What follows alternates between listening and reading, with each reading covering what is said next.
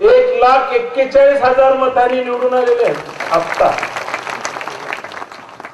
तरुण आहेत आणि त्यांनी मागाच्या बैठकीमध्ये काँग्रेस कमिटीमध्ये येऊन मी त्यांचा सत्कार केला आणि खूप मोठा राजकीय विचार त्यांनी मांडला.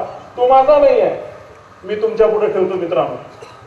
ते असं म्हणाले की भाजपचं सरकार केंद्रामध्ये आलंय, 62 मागासवर्गीय खासदार आहेत. गायकवाडताईंनी आपला जिल्हा परिषदेचा सभापती झाला म्हणून साहेब आपला सत्कार केला.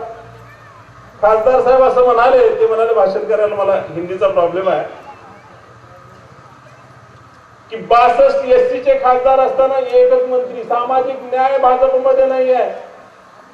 तुम्ही जर UPA 2चं गव्हर्नमेंट बघितलं तर अँटोनी साहेब ख्रिश्चन धर्माचे अल्पसंख्याक देशाचे संरक्षण मंत्री होते.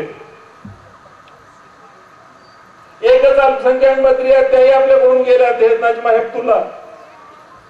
दुसरा मंत्री नाही.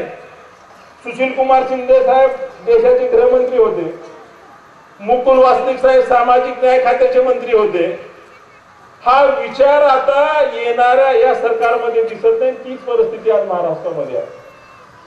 आपल्याला भ्रष्टाचाराचा सामाजिक न्याय जो काँग्रेसने जोपासला, जो काँग्रेसने वाढवला, तो भाजप किंवा सेनेकडे नाही आहे. त्याच पद्धतीने भ्रष्टाचाराचे खूप आरोप काँग्रेसवरती करण्याचा प्रयत्न केला, तो बुद्धिभेद केला.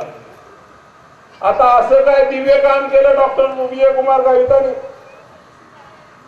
असं काय मोठं काम केलं बबनराव पाचपुते साहेबांनी? आपल्याकडे होते त्यावेळेला त्यांना ते भ्रष्ट होते, भाजपमध्ये गेले की उमेदवारी जाऊन श्रेष्ठ दिली. ही दुटप्पी भूमिका आपण समजून घ्या. आणि जो विचार आणि विश्वास विलासराव देशमुख साहेबांच्या कार्यकामामधनं